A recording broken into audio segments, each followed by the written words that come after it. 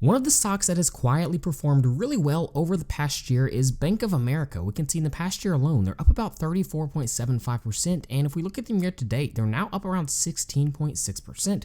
They're trading close to $40 a share at $39.24, and this is actually a company I own in my personal portfolio. If we jump over to my portfolio tracker, which you can download on tickerdata.com, come down here and blow up my growth chart, you can see I'm actually up pretty big on my Bank of America position. I'm up around 46.5% as of right now, which is a pretty nice gain. But to be completely transparent, I haven't really added any capital to this position in quite some time. Now, if we jump over to my dividend breakdown sheet, come up here, plug in BAC and hit enter. One of the things you'll notice immediately is the starting dividend yield for this company is sitting at about 2.45%. But if we jump back over to my portfolio tracker and go to my dividend dashboard and blow up my dividend yield on cost, one of the things you'll notice with my Bank of America position is you can see my yield on cost is currently sitting at 3.47%. That's quite a bit higher than the current starting dividend yield, especially when you consider the amount of time I've been holding this position. So why is this? Well, first off, if we jump over to Seeking Alpha, one of the things we can do is if we click on dividends, click on dividend yield and scroll down here, we can see the dividend yield over the past 5 years in the different ranges it's been in. And one of the things you'll notice, if we look up here, we can see in October of 2023, the starting dividend yield for this company got as high as about 3.52%. This is when this company was trading a little bit lower. So one of the ways I was able to achieve a higher starting dividend yield is by buying at a good valuation. But the other thing we have to remember is dividend growth. If we jump back over to my dividend breakdown sheet, we can see the company has a pretty good history of increasing those dividends. And in fact, the 5-year dividend CAGR is sitting at about 7.78, and the 10-year is sitting at 23.11%.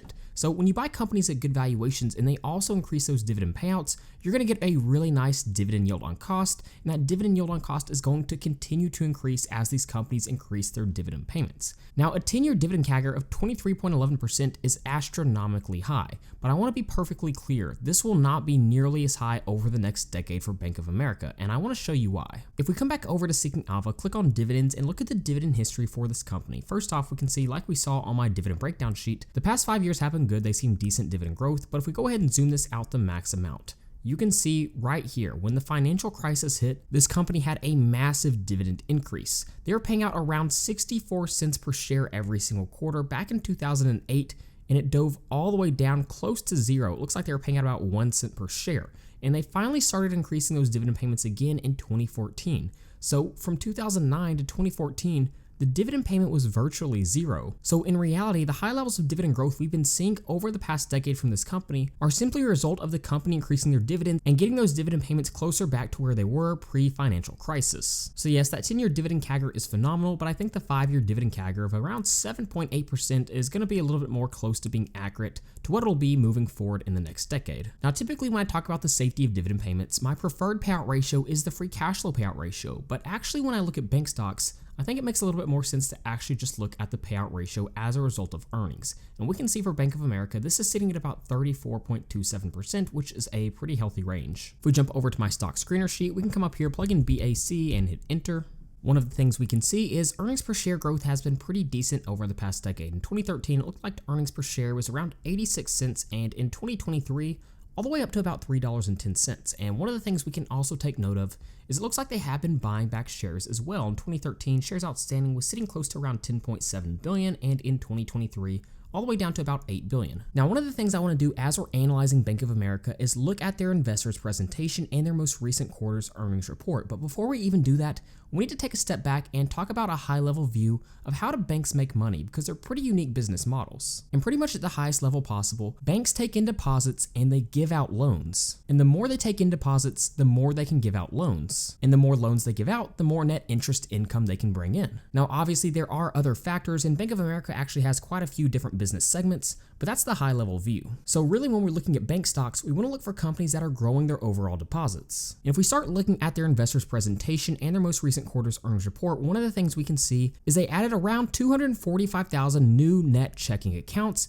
and they've seen 21 consecutive quarters of growth when it comes to consumer banking. That's a good sign. If we look at global wealth and investment management, we can see they opened 29,000 new bank accounts, and they had record client balances of nearly $4 trillion, which is up 13% year over year. That's a pretty pretty big jump. If we take a glance at the balance sheet, one of the things we can see, we have Q1 for 2024 right here. We can see total deposits right here. We saw a decent jump up from Q4 of 2023 and an even bigger jump up from Q1 of 2023. Again, this is one of the key things we want to look for. And again, as an end result of growing those total deposits, they can increase the amount of total loans and leases that they're giving out. So for example, we can see Q1 of 2024, we're looking at this in billions, but they had $1,048 of loans and leases. But if we look at Q1 of 2023, it's sitting at 1,041. So year over year, it's up by about 1%. Now let's take a glance at average deposit trends. And we can see here, Bank of America ranked number 1 in US retail deposit market share.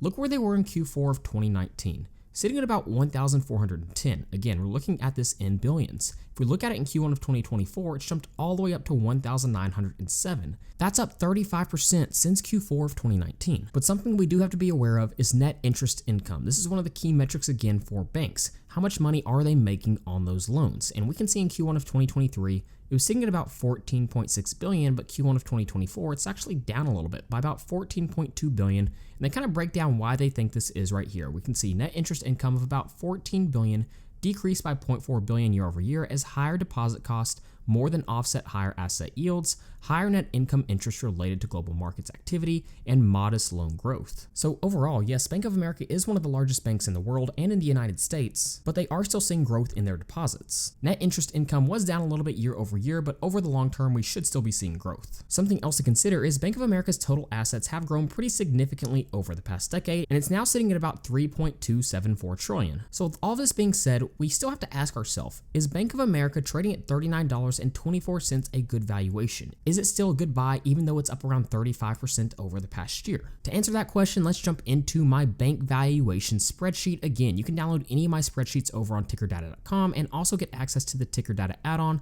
that allows you to automatically import stock financials straight into your spreadsheet at tickerdata.com. But let's go ahead and come up here and plug in BAC and hit enter.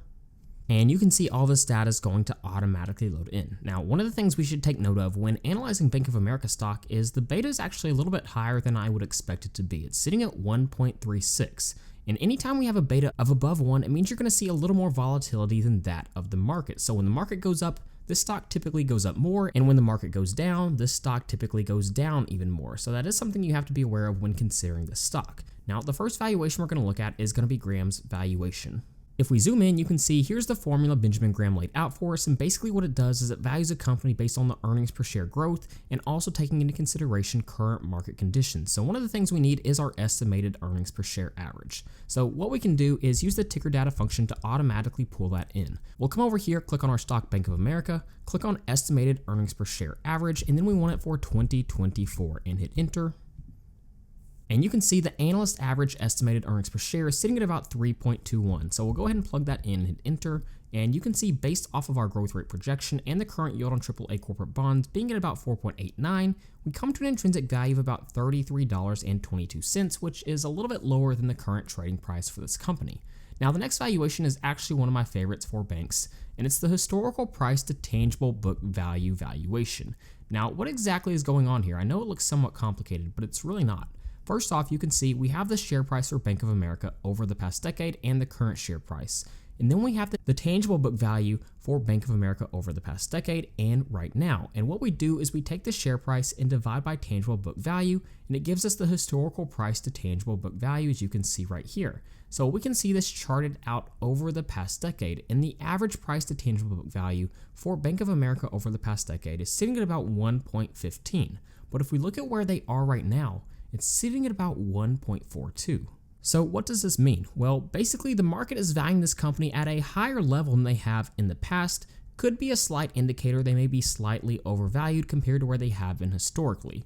Now, if we keep moving forward, we'll look at the multiples valuation, and basically what this one does is it values the company based on how other companies are trading in the market. So we have companies like JP Morgan and Wells Fargo and Company. Take their stock price divided by earnings per share to get their PE multiple. Take that average PE multiple and multiply it by Bank of America's earnings per share, and we come to an intrinsic value of $36.72.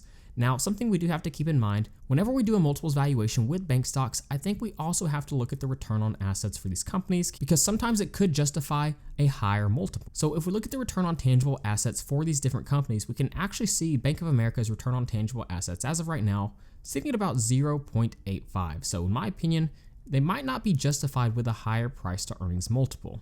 Now, the last valuation we'll look at going to be our dividend discount model. And this values a company based on how much they're paying out in dividends and how much that dividend is increasing over time. So you can see the amount they've been paying out yearly in dividends right here, and we can see those dividend growth rates as well. We have around 8.3%, 10%, 7%, and the most recent being about 4.35%.